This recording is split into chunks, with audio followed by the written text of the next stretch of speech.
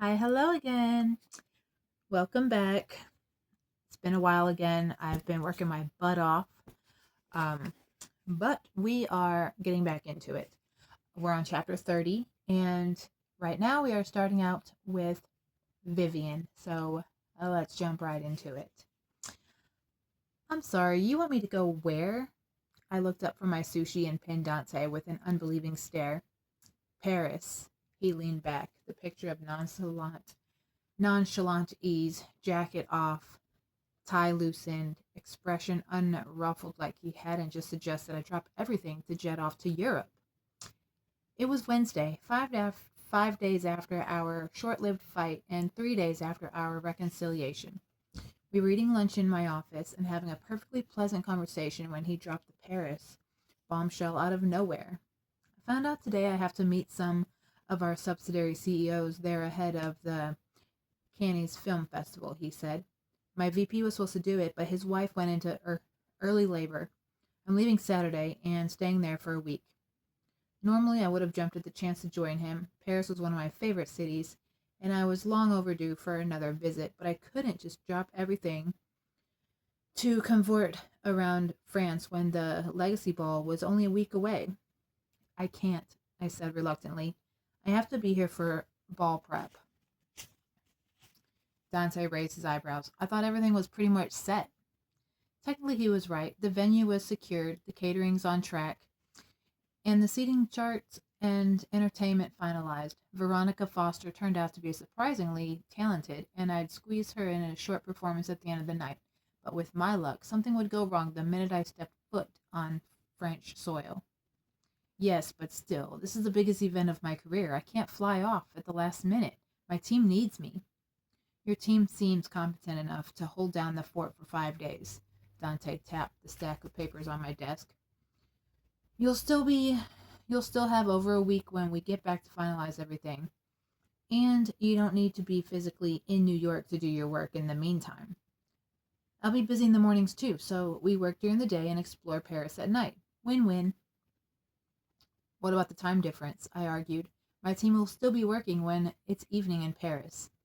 So schedule your meetings for the early afternoon. It'll be morning here, Dante said, practical as always. It's Paris in spring, Mia Cara. Beautiful flowers, French croissants, walks along the Seine. I don't know. I wavered, torn between the picture he painted and my paranoia that something would go wrong. I already booked a suite at the Ritz. Dante paused before dropping the second bombshell of the day. So you can pick out a gown from the Vez Dubai Dubois, something like that, something French. Anyways, the Vez Dubois showroom for the ball. My breath stilled in my lungs. That's cheating. Vez Dubois was one of the world's top coutures. He produced only 8 gowns a year, each one of them unique and exquisitely handcrafted. He was also notoriously picky about who he allowed to wear one of his creations. Rumor has it, he once turned away a world famous movie star who wanted to wear his design to the Oscars. It's an incentive, Dante grinned. If you really can't and don't want to come, you don't have to. But you've been working damn hard these past few months. You deserve a little break. Nice way to spin it. Are you sure it's not because you have separation anxiety? I teased. I didn't used to. His eyes held mine like a lone flame flickering on a cold winter night. But I'm beginning to think I might.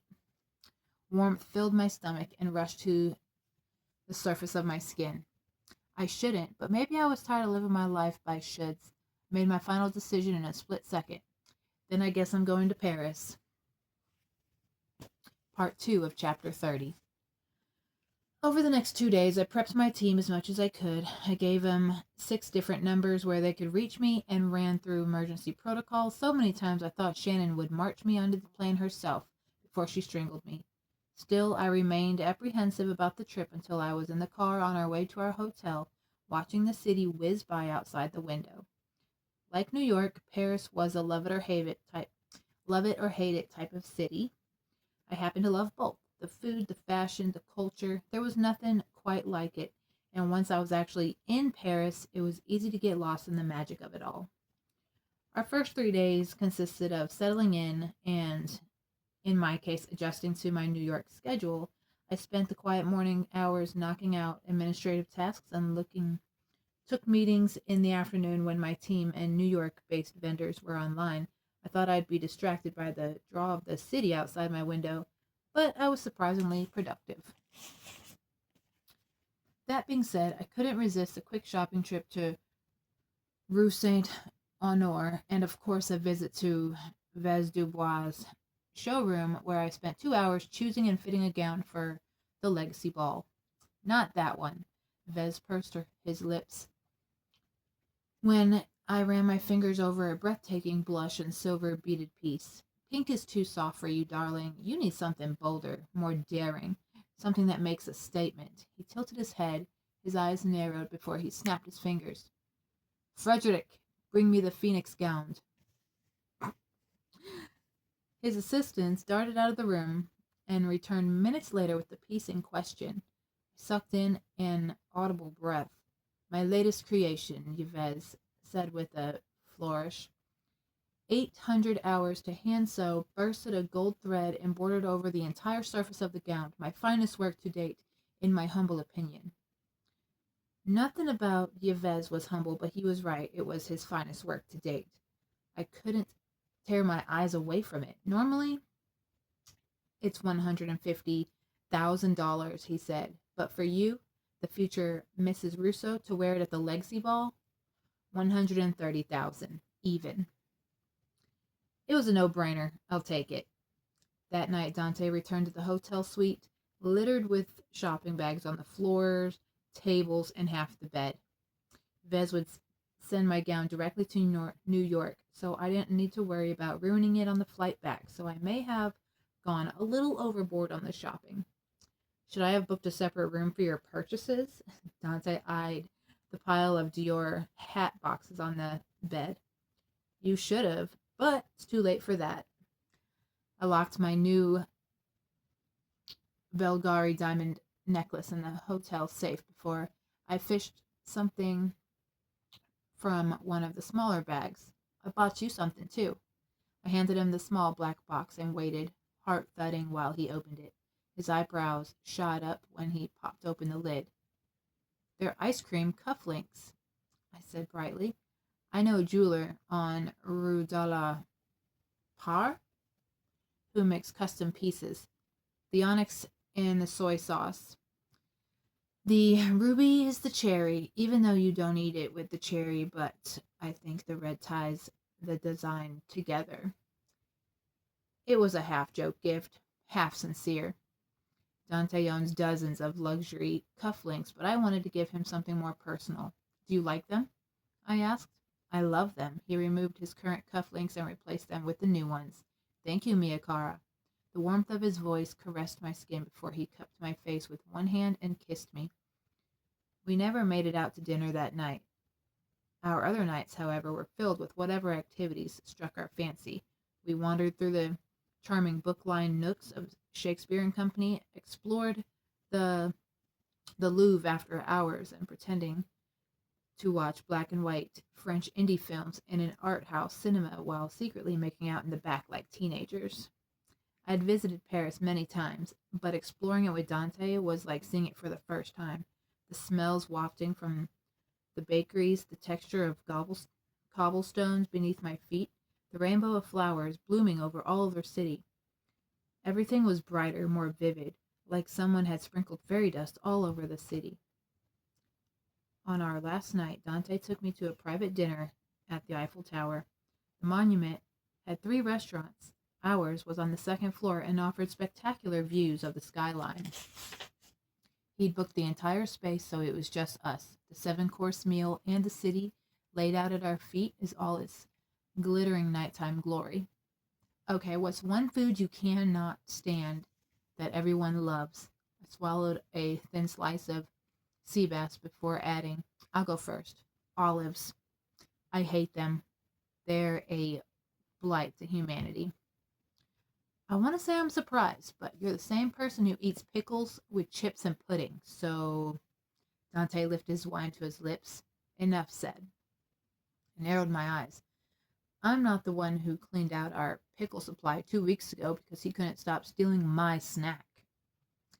Don't be dramatic. Greta bought more pickles the next day. He laughed at my frown. To answer your question, I can't stand popcorn. The texture is weird and it smells awful, even when it's not burnt. Seriously? Then what do you eat during movies? Nothing. Movies are for watching, not eating food. I stared at him. Sometimes I'm convinced you're an alien and not an actual human being. Another laugh rolled over me. We all have our quirks, Mia Cara. At least I don't sing Mariah Carey in the shower. My cheeks warmed. I did that once. I heard the song in the commercial and it got stuck in my head, okay? I'm not saying it's a bad quirk. The corner of his mouth tipped up. It was cute. Nah, even if it was off key. I was not off key, I muttered, and my indignation lasted only seconds in the face of his smile. How's the prep for Canis? I asked when our server swapped out our empty plates for the second course. Did you get everything done in time? Yes, thankfully. If I had to sit in another meeting discussing what champagne we should serve at the after party, I would have been arrested for murder. He grumbled. Ooh, I about lost the book. Anyway, I'm sure you would have found a way out of it. You're a Russo, I teased. Yes, but the paperwork would have been a pain in the ass. You love paperwork. That's what you do all day. I'm going to pretend you didn't just insult me horribly in the middle of what's supposed to be a romantic last night in Paris. He sounded wounded, but mischief glinted in his eyes. I laughed before asking, do you ever think about what you would have been if you hadn't been born a Russo? His life had been set from day one, but where would he be if he could have chosen his own path? Once or twice, Dante shrugged, seamlessly unconcerned. I never know the answer. Work takes me most of the time. And while I enjoy my hobbies, boxing, tennis, travel, I wouldn't have entertained them as careers. I frowned, strangely saddened by his answer. I'm a businessman, Vivian, he said.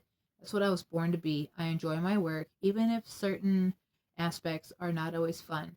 Don't think I'm throwing my life's passion away to toil in a corner office because I feel obligated to. Suppose he was right. Dante, brash, bold, charming when he wants to be, but aggressive when provoked, was born to rule the boardroom. I couldn't imagine him in a role other than CEO. And you? He asked. If not event planning, what would you be doing? I want to say I'd be an astronomer, but honestly, I'm terrible at math and science, I admitted. I don't know. I guess I'm like you. I'm happy doing what I'm doing. Event planning can be stressful, but it's fun and creative, and there's nothing more satisfying than taking an idea and bringing it to life. A smile touched his lips. So we're both happy where we are. The velvet weight of his words made my heart flip. Yes, I said. I suppose we are. The air turned thick and humid with meaning. I hesitated, but added softly, I'm glad I came to Paris. Dante's eyes were a lit match against my skin, bright and hot enough to burn. Me too. We stared at each other, our food forgotten. The weight of a dozen unspoken words sat between us and threatened to spill into the silence. But they could. Before they could, a harsh ring yanked our gazes apart and towards his phone. He let out a low curse in Italian. I'm sorry, I have to take this, he said. Work emergency. It's fine, I reassured him. Do what you have to do.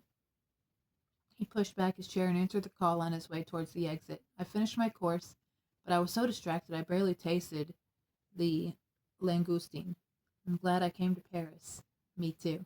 Even in Dante's absence, my pulse raced like it was competing for a Olympic track and field gold. Like I said, I'd been in Paris many times, but like this was my first time I was actually falling in love. in the city of love. Oh, I love it. Ugh. Let's continue.